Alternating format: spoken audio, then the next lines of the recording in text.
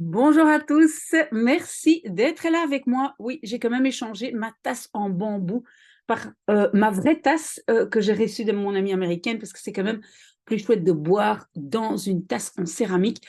Je tiens encore une fois à remercier Belkacem parce que Belkacem, c'était vraiment la bonne idée de lire donc L'Alchimiste. Ce n'est pas trop difficile, même si c'est un langage un peu symbolique, donc c'est vraiment très très bien. Mille fois merci. Nous allons lire la page 24 et 25 du livre que moi j'ai acheté. Ok, et donc c'était notre cher berger dont on parlait. Ik zou nog wel even willen slapen, dacht hij. Donc on a ik zou willen, hein, ça c'est le conditionnel j'aimerais, je voudrais. J'aimerais encore bien un peu dormir, pensait-il. Voilà, donc je répète, je le traduis mot à mot et souvent ça ne fait pas un très très beau français, mais ça ce n'est pas grave, on veut vraiment savoir chaque mot individuellement. Donc, nog c'est encore, wel c'est bien et even c'est un petit moment. Hij had dezelfde droom gehad als de week ervoor. Il avait, et le participe passé c'est gehad, donc il avait eu, hein, ça c'est la construction verbale, il avait eu le même rêve que la semaine avant cela. Ervoor. Le voor ne peut pas rester seul, donc avant cela. En ook nu weer was hij voor het einde wakker geworden. Et aussi maintenant, à nouveau, weer. Weer n'est pas seulement le temps, mais c'est aussi à nouveau. Et aussi maintenant, à nouveau, était-il... Oui, attention. Quelle est notre construction grammaticale, verbale, pardon? Hij was geworden. Parce qu'en néerlandais, se réveiller, c'est wakker worden, c'est un peu comme devenir réveillé, et worden est conjugué avec être. Donc c'est pour ça qu'on a ici was. C'est un peu comme il était devenu réveillé. D'accord? Mais en français, on va dire, donc il s'était réveillé avant la fin.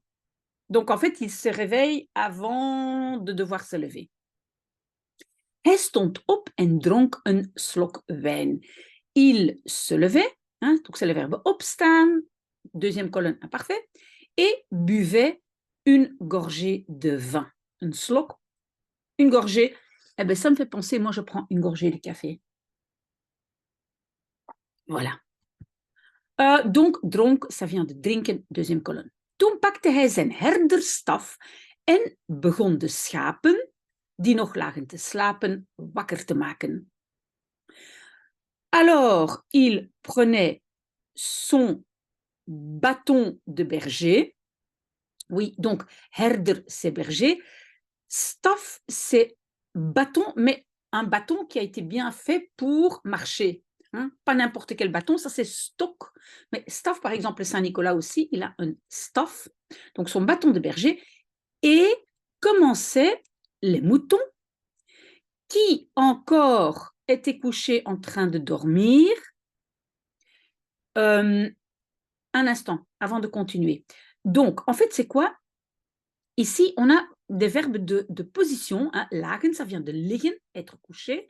Ils étaient couchés en train de dormir.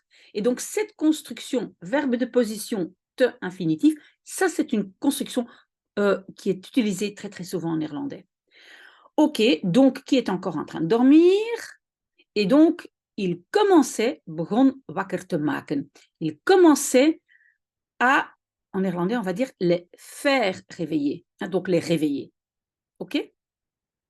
Si ce n'est pas clair, vous revenez vers moi. Veel moeite kost dat niet. Beaucoup d'efforts, cela ne coûtait pas. Koste, pourquoi deux T? C'est l'imparfait de kosten. Un T déjà du verbe et un autre T qu'on rajoute pour l'imparfait. Want de meeste dieren werden vrijwel meteen nadat hij op was gestaan vanzelf wakker. Car de meeste, la plupart des animaux, on a de nouveau werden wakker, devenait réveillé, mais en français évidemment se réveillait, donc on va dire devenait réveillé, presque immédiatement après qu'il op was gestaan. Donc après qu'il se soit réveillé. Ok, on n'est pas obligé de dire op was gestaan. On peut dire was opgestaan. Hein, c'est une variante qu'on utilise parfois, mais à mon avis, ça va, ça, ça ne va pas vous aider. Donc, vous pouvez simplement, si vous l'écrivez, dire hij was opgestaan. Mais on peut mettre le op devant. Est-ce qu'on a compris le reste? Oui. Staan est avec être. C'est pour ça que nous avons was et gestaan. Dernière colonne, troisième colonne. Et donc les animaux se réveillaient presque immédiatement, après que lui, il se soit levé. Et donc les animaux werden vanzelf wakker. Et vanzelf, ça veut dire de soi-même, automatiquement. Alsof een of andere mysterieuze kracht zijn leven verbond met dat van deze schapen. Comme si l'une ou l'autre puissance ou pouvoir, peut-être ici un pouvoir, l'un ou l'autre pouvoir mystérieux, verbond, ça vient de verbinden, là, parfait, liait sa vie avec celle de ses moutons, die sinds 2 jaar met hem rondzwierven op zoek naar water en voedsel, qui, depuis 2 ans, avec lui, rondzwierven, ça vient du verbe rondzwerven, ça veut dire peut-être se balader ou errer. Hein, donc ça veut dire que quand c'est zwerven, on n'a pas vraiment un but bien précis. Hein, on se balade un peu. Ok. Et rond, ça veut dire un peu partout. Donc, qui, depuis 2 ans, avec lui errait à la recherche, on va dire vers, op zoek naar, en néerlandais, à la recherche vers de l'eau et de la nourriture. En français, on ne dit pas vers, hein. Vous le savez. Ze zijn al zo gewend aan mij dat ze mijn vaste tijden kennen, zei hij zachtjes. Ils sont déjà si habitués à moi dat ze kennen, qu'ils connaissent, mes temps fixes. Donc les temps, les moments auxquels il se réveille, ou, etc. Disait-il doucement. Hij dacht even na. Il réfléchissait, c'est nadenken, imparfait, even, un petit moment. Il réfléchissait un moment en bedacht toen dat het ook omgekeerd kon zijn. Et pensait alors que cela kon zijn, pouvait être aussi omgekeerd, l'inverse. Dat hij aan de vaste tijden van de schapen gewend was geraakt. Qu'il was gewend geraakt. Donc, il était devenu habitué. En français, il s'était habitué. Et donc, rappelez-vous, j'avais fait une vidéo sur raken. Et raken exprime aussi quelque chose qui arrive petit à petit. Quand on dit ik raak moe, ça veut dire je deviens petit à petit fatigué. D'accord? Donc, raken, ce n'est pas uniquement toucher, hein, toucher quelqu'un. D'accord? Donc, qu'il était, on va dire, devenu habitué au temps fixe des moutons. Donc, peut-être les moutons à lui, peut-être lui aux moutons. Waren echter een paar schapen die treuzelden met opstaan. Il y avait, echter, néanmoins, un paar, en néerlandais on peut dire une paire pour dire quelques moutons, qui, ici donc un paar n'est pas forcément 2, hein, c'est-à-dire quelques moutons, qui traînaient, le verbe treuzelen, régulier, ça veut dire traîner, qui traînaient, oui, qui traînaient avec se lever. C'est vraiment pas du français ça, hein, mais donc qui traînaient à se lever, opstaan, se lever. De knaap stootte ze één voor één aan met zijn staf. Donc de knaap, c'est un jeune garçon, et le verbe c'est aanstoten. Aanstoten, on peut dire toucher, mais aanstoten parce que la aan, ça veut dire il donnait des petits coups. Donc c'est plutôt un truc un peu répétitif. Donc donner des coups ou les toucher, oui, un par un avec son bâton. en riep ze bij hun naam et les appelait par leur nom. Hij had altijd geloofd dat de schapen konden verstaan wat hij zei. Il avait toujours cru que les moutons pouvaient comprendre ce qu'il disait. Daarom las hij soms ook hardop de stukken uit boeken aan ze voor. C'est pour ça qu'il lisait parfois aussi hardop à haute voix, les morceaux du livre à eux. Ah oui, et en fait, on a le verbe voorlezen. Vous voyez? Donc, le voor, c'est la particule de lezen. Et donc, voorlezen, contrairement à lezen, ça veut dire réciter et donc lire à haute voix comme on lit pour des enfants. D'accord? Donc, il leur lisait. Aan ze, à eux. Donc, quel morceau est-ce qu'il lisait? Die de meeste indruk op hem hadden gemaakt. Qui hadden gemaakt avait fait le plus d'impression sur lui. Donc, il lisait les morceaux au mouton, les morceaux qui l'avaient impressionné le plus. J'espère que c'est clair. Of praatte hij over de eenzaamheid en de vreugde van een herder in het veld? Ou parlait-il de la solitude et la joie d'un berger dans le champ? Of leverde commentaar op de nieuwigheden en veranderingen in de dorpen en steden die op zijn route lagen. Ou, commentaar leveren, ça veut dire donner des commentaires. Ici, c'est singulier. Souvent, commentaire, c'est singulier en néerlandais. Ou donc, on va dire donner un commentaire sur les nouveautés et changements dans les villages et villes qui lagen. Hein, liggen, c'est être couché, c'est l'imparfait, qui était, en néerlandais on va dire qui était couché, sur sa route. Donc, en bref, il parle avec ses moutons.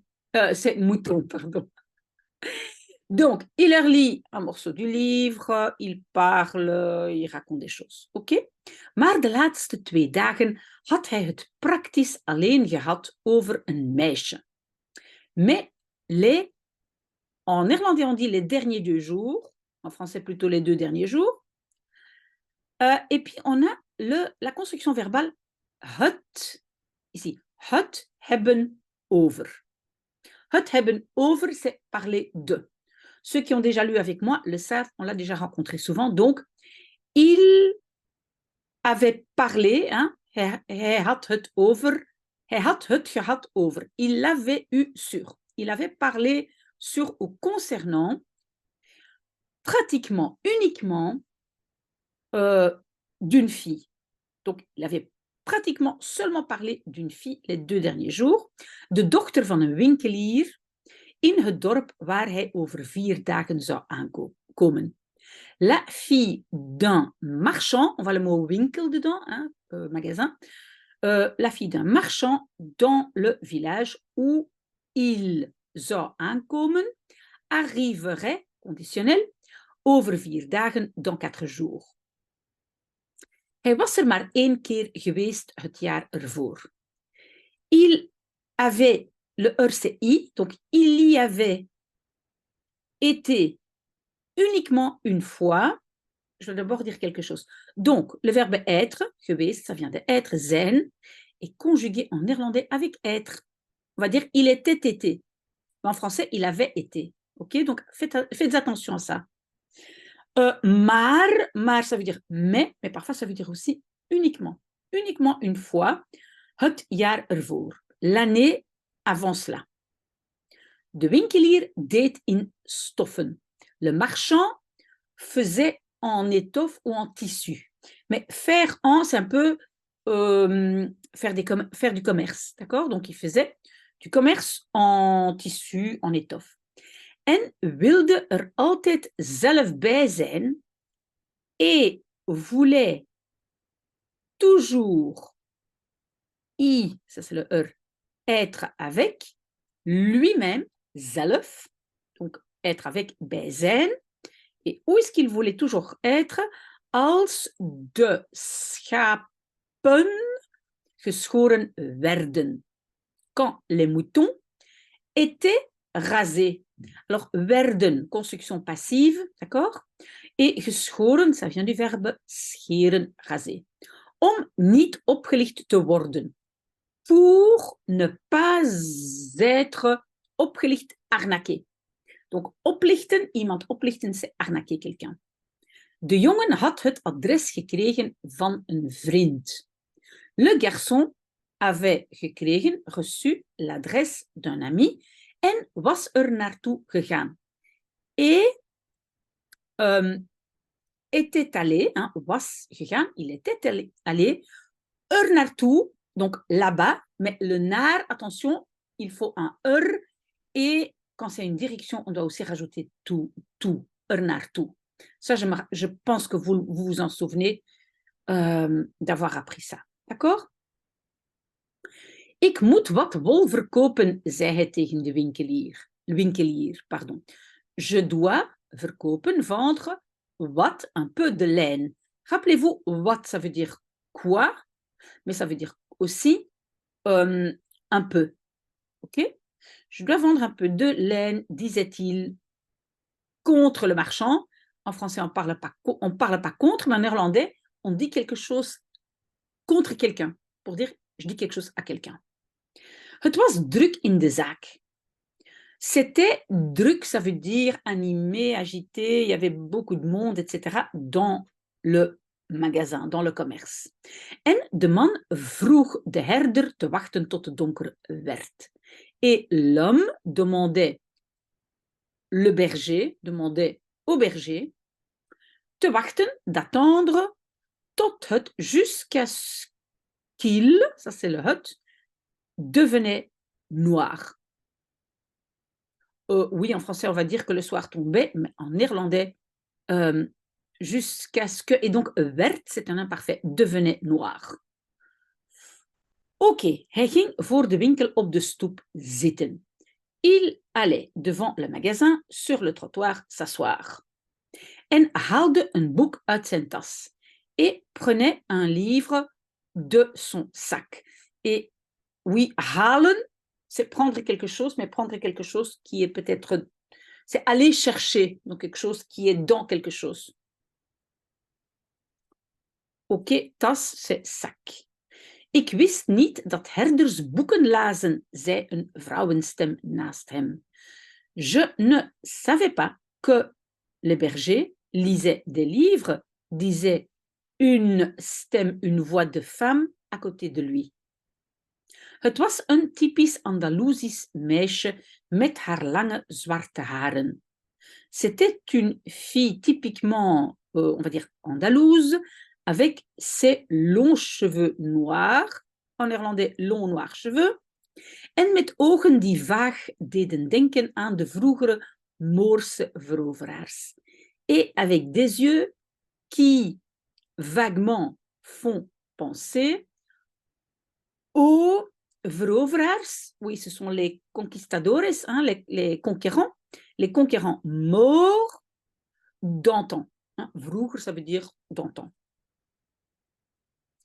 Ze doen dat niet omdat ze meer leren van hun schapen dan van boeken, antwoordde de knaap.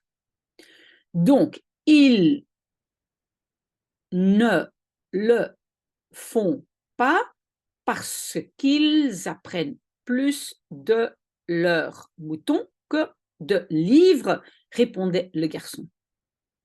Ze bleven meer dan 2 uur met elkaar praten. Ils restaient, en français on va dire continuaient, plus de 2 heures, praten met elkaar, l'un avec l'autre, hein, met elkaar. En français on va dire se parler, mais en néerlandais l'un avec l'autre, l'un à l'autre. Ze vertelde dat ze de dochter van de winkelier was. Elle racontait qu'elle était la fille du marchand. En praatte over het leven in het dorp waar alle dagen hetzelfde waren. Et parlait sur la vie, praten over, et c'est vraiment la préposition qui va avec praten, hein? C'est un peu comme concernant. Et parlait de la vie dans le village où tous les jours étaient les mêmes. De herder vertelde over de velden van Andalusië. Le berger racontait des chants de l'Andalousie over de laatste nieuwtjes uit de dorpen en steden waar hij geweest was. Sur les dernières nouvelles provenant des villages et villes où il avait été. Attention, en français, était, été. Mais en néerlandais, attention, être est conjugué avec être. Donc, was geweest et pas had geweest. Oké? Déjà presque fini. Très, très bien. Hij was blij dat hij niet altijd tegen zijn schapen hoefde te praten. Il était content qu'il ne... Et le verbe, c'est hoefde. Hoefde, oui, on peut utiliser ça. Pourtant, je pense qu'on l'utilise beaucoup plus aux Pays-Bas. En Belgique, souvent, on va dire aussi moest au lieu de hoefde. Mais hoefde est un peu plus comme besoin nécessaire et pas parce que moest est un peu plus fort. D'accord? Donc, je répète, il était content qu'il ne devait, ni altijd, pas toujours, contre ses moutons ou à ses moutons, parler. Content de ne pas toujours devoir parler à ses moutons. Waar heb je eigenlijk leren lezen? Onderbrak het meisje hem op een bepaald moment. Où as-tu en fait appris à lire? Interrompait la fille. Oui, la fille, elle l'interrompait à un certain moment. Zoals iedereen, antwoordde de jongen. Comme tout le monde, répondait le garçon. Op school, à l'école. En als je kunt lezen, waarom ben je dan maar een herder? Et si tu peux lire, pourquoi es-tu alors uniquement maar un berger? Voilà, nous avons déjà fini les 2 pages. Voilà, j'espère que c'était bien, vous êtes content de vous. C'est vrai, quand on fait quelque chose comme ça, même si on est en vacances, même si c'est le week-end, voilà, on se sent bien après. Moi, j'ai droit à encore un peu de café et peut-être à tout à l'heure.